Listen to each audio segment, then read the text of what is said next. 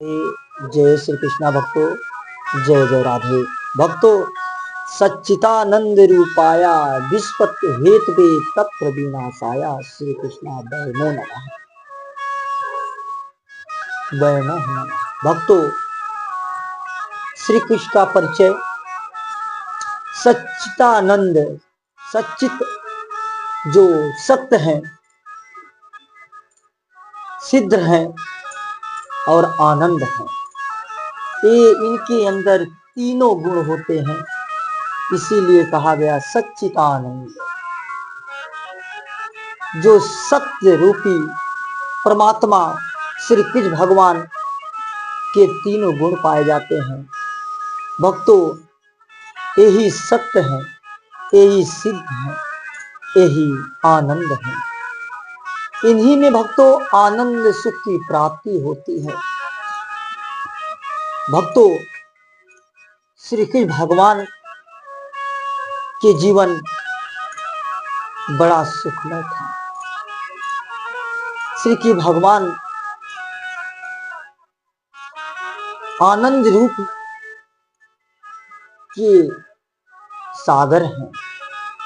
इनमें इतना आनंद मिलता है, परमात्मा इतना आनंद देते हैं कि पूछो जिन इतना। भक्तों, श्री कृष्ण भगवान के गुण के गाने वाले बड़े आनंदित रहते हैं। इनका जीवन बहुत सुखमय होता है, क्योंकि इंसान तीन प्रकार के पाए जाते हैं। एक भोगी, जिन्हें अच्छी अच्छी नारियां प्रसन्न होती हैं, इन्हें भोग में ज्यादा मन लगता है। इन्हें दुनिया से मतलब नहीं है कि मेरी इज्जत हो रही, कि बेइज्जत हो रही है। इनको भोग मिल जाए तो ये बड़े खुश रहते हैं। इन्हें सुंदर सुंदर नारियां, सुंदर सुंदर लोग इन्हें प्रसन्न होते हैं। दूसरा लोभी, दूसरा पुरुष होते हैं लोभी, जिन्हें लोभ ज्यादा होता है। इन्हें संसार से कोई मतलब नहीं है, इन्हें लोभ से ज्यादा मतलब होता है। इन्हें धन मिल जाए, दुनिया भाड़ में जाए, दुनिया कुछ करे या ना करे, लेकिन इन्हें लोभ, इन्हें धन दौलत से ज्यादा माया होता है। इन्हें इज्जत से कोई मतलब नहीं, इन्हें चरित्र से कोई मतलब नहीं है। एक भोगी और एक लोभी, ये दोनों इंसान जो होते हैं ना, बड़े खतरनाक होते हैं। ये इंसान को ना इज्जत की परवाह होती है। इन्हें भोगी को तो भोग मिल जाए, ये लोग भोग में मस्त रहते हैं, इन्हें कोई परवाह नहीं, मुझे क्या करना है। और जो लोभी होते हैं, इन्हें धन से मतलब है, इन्हें क्या मतलब, कोई मतलब, हमें धन मिल जाए बस, धन से कोई, बस संसार से कोई मतलब नहीं। तीसरा इंसान होता है योगी, योगी पुरुष। ये पुरुष बड़े श्रेष्ठ होते हैं। इन्हें इज्जत की परवाह बहुत होती है। इन्हें धन और भोग से कोई मतलब नहीं, ये उससे दूर रहते हैं। इन्हें सिर्फ इज्जत, मान सम्मान और धर्म से मतलब है। इन्हें भक्ति मिल जाए, इन्हें भगवान की प्राप्ति से मतलब है। इन्हें भगवान की प्राप्ति हो जाए और इन्हें धर्म के मार्ग पे नहीं मिले और संसार इनकी निगाह में श्रेष्ठ दिखे और संसार अच्छे रास्ते पे चले। इन्होंने संसार का भी ध्यान रखते हैं, परिवार का भी ध्यान रखते हैं, संसार का भी ध्यान रखते हैं, और ये ज्यादातर भगवान का भी ध्यान रखते हैं कि परमात्मा हमें किसी तरह प्राप्त हो जाए, मेरा उद्धार हो जाए, ठाकुर हमें मिल जाए। लोगों के धर्म ही बताते हैं और ये धर्म के मार्ग इनको बहुत अच्छा लगता है और ये धार्मिक होते हैं। और इन्हें परिवार की चिंता होती है, इन्हें देश की भी चिंता होती है, इन्हें पूरे संसार की चिंता होती है।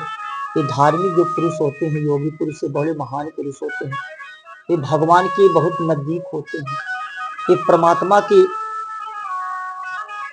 एकदम जुड़े होते हैं। ये पुरुष इतने आसानी से नहीं होते।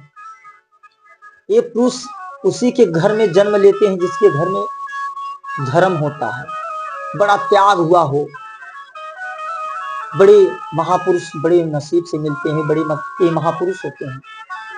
ये सबकी चिंता नहीं होती है, ये अपने स्वयं के परवाह नहीं करते हैं, ये परवाह संसार के, परिवार के, सबके परवाह करते हैं। ये पुरुष जो होते हैं ना, बड़े कर्म बनाए के बाद ये पुरुष भगवान के यहाँ से जन्म होता है इनका। ऐसे पुरुष बड़े नसीब के घर में पैदा होते हैं, जो महापुरुष होते हैं। यही तो देशभक्त बनते हैं, इनको देश की चिंता होती है, इन्हें घर परिवार फैमिली हर सदस्य की चिंता होती है। ये स्वयं अपना स्वयं परवाह नहीं करते हैं, ये दूसरे के परवाह ज्यादा करते हैं। यही तो योगी पुरुष में और हर पुरुष में अंतर होता है, इसीलिए इन्हें महापुरुष बताया गया है। ये पुरुष से बड़ा पुरुष होते हैं, इनके अंदर शांति, स्वभाव, आनंद सब कुछ रहता है, और ये हर हाल में हंस के मुस्कुराते जीते हैं, और हर किसी को कहते हैं कि आप भी हंस के मुस्कुराते जियो, ये संसार माया है, इस संसार में कम फंसो, भक्ति भाव करो, भगवान की भक्ति में लीन रहो, जीवन आनंद से कट जाएगा, आपको पता नहीं चलेगा इस संसार में कब आया और कब चला गया। न तो इस माया मोह के चक्कर में और भोग के चक्कर में ज्यादा फंसोगे ना, तो दुख है, दुख मिलने वाला ही, ध्यान रखना। यहाँ भी आप, भोग कोई अच्छी चीज नहीं होती, भोग भी एक नरक ही एक प्रकार के समझो, इंसान ही नरक में ही घुसता है। और लोभ भी कोई ज्यादा नहीं करना चाहिए, करो लेकिन सीमित भर करो, संसार परिवार सब देख के करो। लोभ भी कोई अच्छी चीज नहीं होती, ये भी नरक में जाते हैं, ये भी पुरुष नरक में जाते हैं, और भोगी पुरुष भी नरक में जाते हैं। ये भी सुंदर सुंदर नारिया के चक्कर में ज्यादा फंसते हैं, इनके अंदर हर वक्त गंदे विचारों रहते हैं, हर किसी के बारे में गंदा सोचते रहते हैं, और ये तो नरक में ही जाते हैं, क्योंकि इनको नरक ही अच्छा लगता है। तो भगवान कहता है कि ठीक है, तुझे नरक ही अच्छा, तो तू नरक ही जाएगा, तुझे नरक में ही दूंगा, तुझे स्वर्ग नहीं मिलने वाला, तू नरक में भाग रहा है ना, इसलिए तुझे नरक ही मिलेगा। और ये नरक ही भोगते हैं।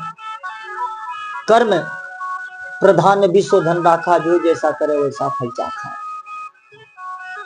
कितने लोग हैं तड़पते हैं कि परमात्मा मेरा उद्धार हो जाए, प्रभु मेरा उद्धार हो जाए। बहुत ऐसे लोग हैं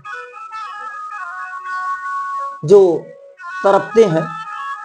क्यों तड़पते हैं? इन्होंने कभी अच्छा कर्म नहीं किया, इन्होंने बुरा ही किया, और जब अंत समय आता तो चारपाई पकड़ लेते हैं। तो लोग कहते हैं कि फलाने को उद्धार नहीं, बड़े तकलीफ झेल रहे हैं। झेल क्यों रहे हैं? पाप किए हैं,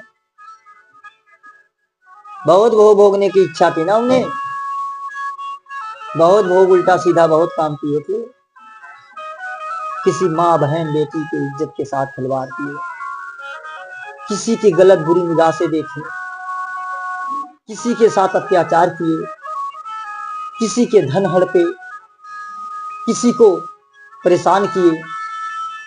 तो क्या करेंगे? चारपाई नहीं पकड़ेंगे, भोग के जाएंगे ना, तो उनको उद्धार जल्दी नहीं होता है, इन्हें भोगना पड़ता है।